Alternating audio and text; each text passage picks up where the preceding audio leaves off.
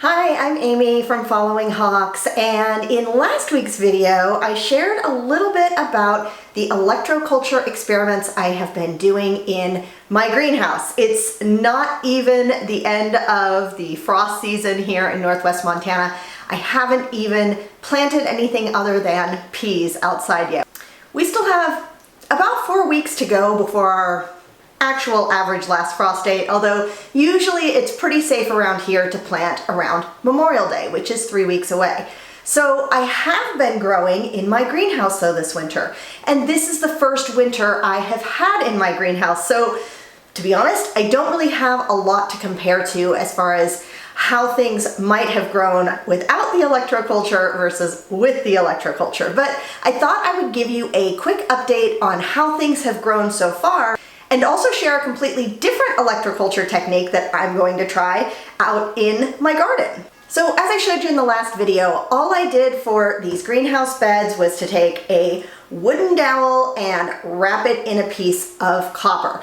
These were both things I just had in the garage. It didn't cost me any money to try it, so I figured, what the heck. But ultimately, my beds have been growing really well. I've harvested 2 rows of radishes out of this bed and this bed over here. And honestly, if there was any issues with that, I would say that these beds are probably too narrow to do 3 rows of crops in, because the radishes got big really fast and shaded things like this lettuce out, which you can't see. But now that the radishes are out of there, the lettuce is growing really nicely, even though it was very small and weak up until I took the radishes out. So the lettuce that I have in here, I've been harvesting. It's partially still left, but very vibrant, very healthy, very large lettuce that is growing. And I'm having the same problem with the celery in here. I think the lettuce has shaded the celery. So as I've harvested the lettuce, the celery is growing really nicely. Obviously the big one out here is my peas that I just keep running out of space for trellises.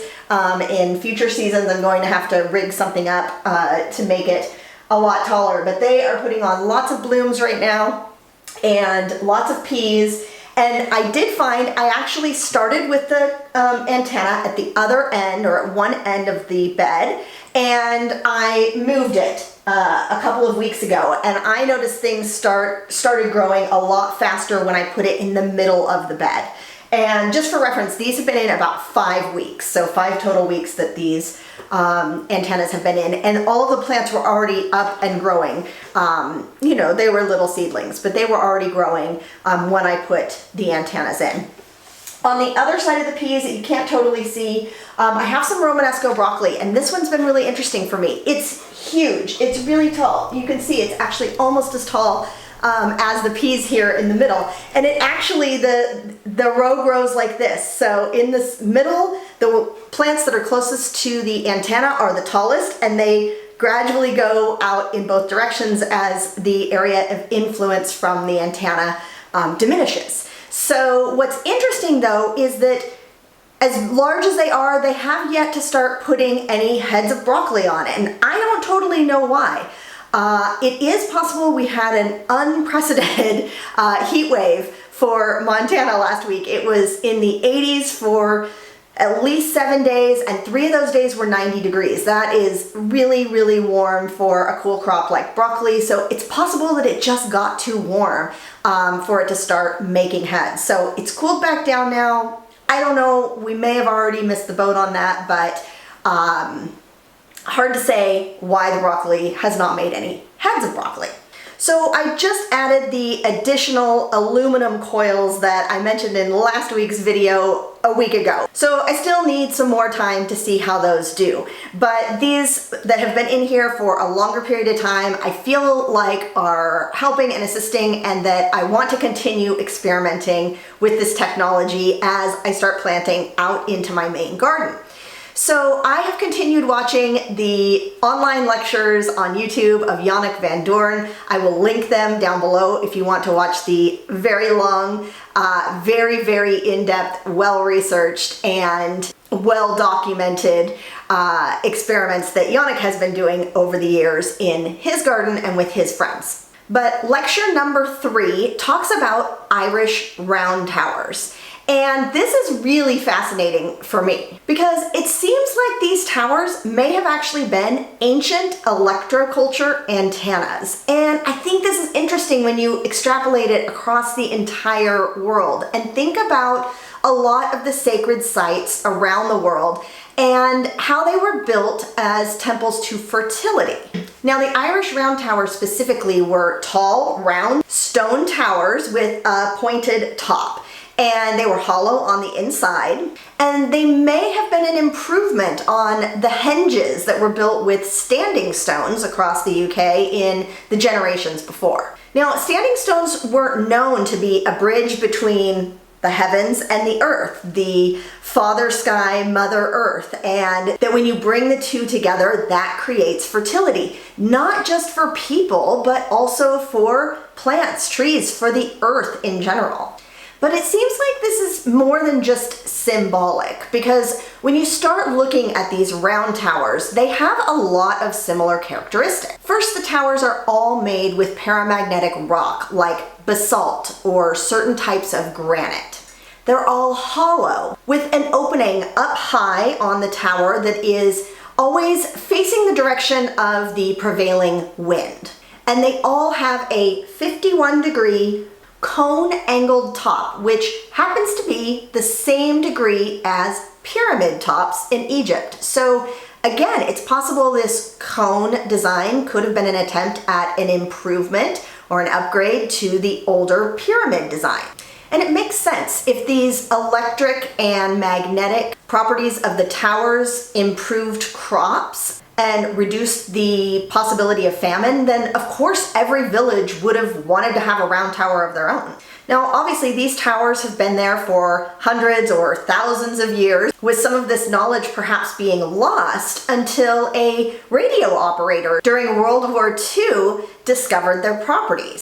He was checking out the area, looking at these towers as a potential place to install radio equipment for the military, and he noticed that the farmers in the area tended to herd their sheep flocks closer to the towers to graze, and he asked them why they did that. And they just said that the grass grew better in these areas and seemed to be better quality grass. So he decided to measure the electromagnetic frequency of the towers because he had all of this radio equipment, and discovered that they absorbed very low radio frequencies in the earth, what today we would call the Schumann waves or the Schumann resonance. But that was before they had been discovered and named. So he created some small round towers of his own and did some experiments with potted plants and realized that the properties of these towers had significant impacts on plant growth.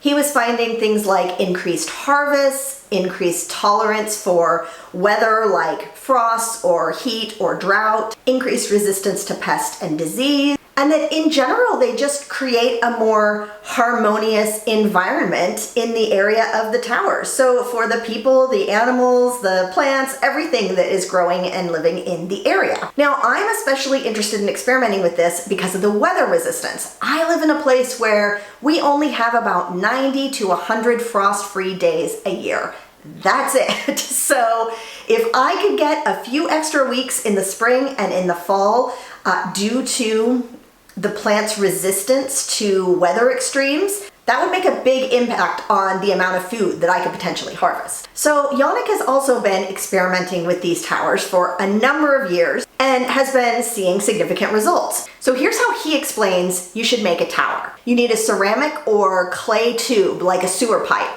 that would be about 5 feet tall and 8 inches in diameter. Now, as you might imagine, just like with the copper wrapped around the sticks, the taller you can make your tower, the more of an area of influence it's going to have. But Yannick says the 5-foot tower has a 50 to 100 foot sphere of influence. And although you could go bigger, if you start thinking about the materials involved, it could get really heavy, really fast, and be beyond what you could just handle on your own. So what you do is you set the clay pipe in the soil as far as you need to get it to stand upright, and fill it with basalt or magnetic lava stone. then you just want to cover the top of the tube with either a cone or a flat stone made of basalt, granite, or quartz crystal. Now obviously, the original towers were made with a cone because the cone is going to concentrate the energy to the very tip of the tower, but Yannick has experimented with just flat stones on top and says that he gets great results with those too.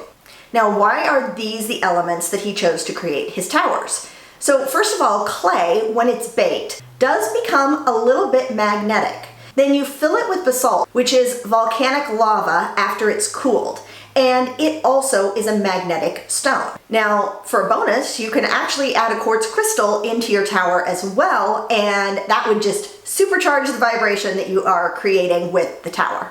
Now, there's no specific studies that have been done on how exactly this works, so this is Yannick's hypothesis on how it works. But when you think about the Schumann resonance, which is the electromagnetic frequency of the Earth, it's actually not the Earth itself, it's held in the atmosphere between the surface of the Earth and the top of our atmosphere.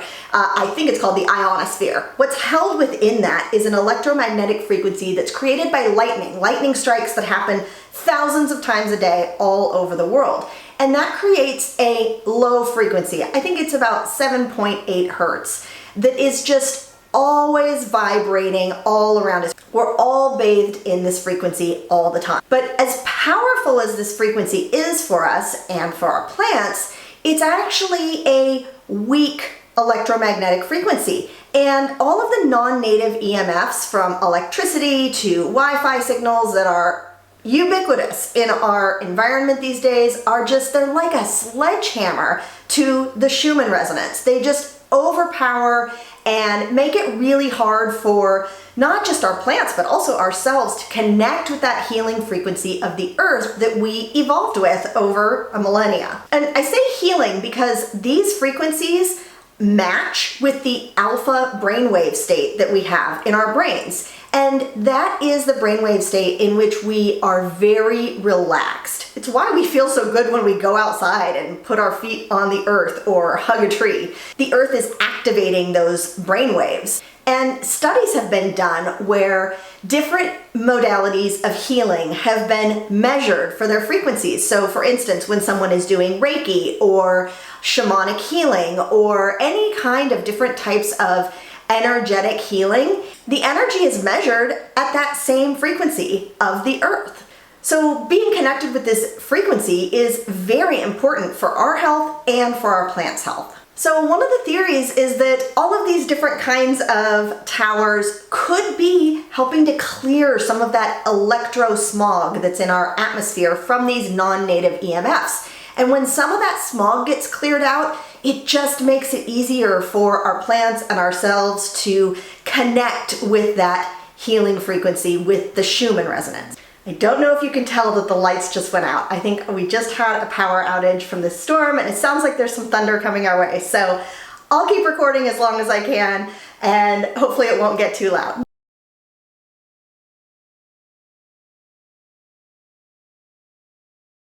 So the other theory is that in addition to clearing the electrosmog in our environment, it might be amplifying those Schumann frequencies, really supercharging them to everything else in its environment. So when you install a tower, the electrons that are in the soil and the water molecules are all pulling and getting channeled up the tower and out into the atmosphere. Again, hopefully clearing some of that electrosmog. But all antennas work both ways. They both transmit and receive energy. So in addition to transmitting the frequency out, they're also channeling energy down, much like an acupuncture needle into your soil. So it will also attract those negative ions and water molecules that are in the atmosphere out and around and channel them down into your soil and to your plants. It's like installing a giant vibrating crystal right into your garden. Now, Yannick says that it works well with water. So if you know where you have a water line running through or to your garden, you can install it over that to help energize it further. It takes about 2 weeks to be fully charged up and energized after you install it. You can also get the ground around the tower wet because humidity inside the tower seems to improve its functionality, and basalt, once it is already wet, will continue attracting more and more water molecules. Now, if you're thinking to yourself, where in the world am I going to get a 5-foot length of clay sewer pipe? I had the exact same problem. Apparently, they're more readily available in the UK, so depending on where you are in the world, you might have access to it. But when I started doing some research, not only could I not find the sewer pipe locally, I also couldn't find any rock yards that had basalt. So I decided to get creative because this seems to be really encouraged in the electroculture community because there hasn't been a lot of studies done and there aren't a lot of hard and fast rules, so you can feel free to experiment. And that's what I'm going to show you today. Now, I'm not a scientist, of course, I'm a gardener, but part of why I picked the materials that I did is because if they don't work and I'm not happy with the results, then they are items that I can still use in my garden as they were originally intended. So let me show you what we're gonna do. So I started thinking about what other clay containers could I potentially use for this project on a smaller scale, because Yannick has made them all kinds of sizes. Even though he recommends 5 feet, he has lots of smaller ones that he just puts more of in his garden. And I came across this idea. Now, these are for watering your plants with wine bottles. You would normally put them point side down into your garden and put a wine bottle full of water on top so that the clay would slowly wick the water out and water your plants. And so I just thought, well, what if we use them the other way? Because they have a pointed top, although probably not 51 degrees, and they're hollow, so I can fill them with basalt and a crystal. And if you don't need large amounts of basalt, you can actually buy it as a garden amendment. So basalt rock dust is used to help remineralize your soil. So this was a really easy and affordable way to experiment with some towers in the garden and see how they do. Of course, I'm just gonna need more of them. So I don't remember. I think this 10 pack was like $20. So you can get quite a few of these for a fairly affordable price. And then I happen to have some quartz crystals that I had on hand for another project. So all I'm going to do is scoop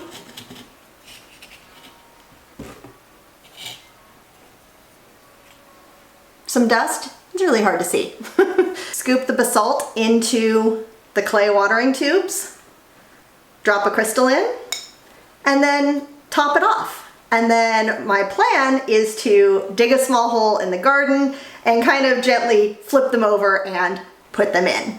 So it's pouring rain outside, which is the perfect weather to put this in, but not the perfect weather to take the camera outside. So I will put these together and put them in the garden so they can start collecting moisture in the clay, and I will catch back up with you after the rain to show you how they look. Okay, it's early the next morning and mostly stopped raining here, and so I have my clay container tower filled with basalt dust, and all I'm gonna do is, with my hoary knife, make a little hole and quickly put it in here. I'll backfill it so it's in contact with the soil, and there it will sit.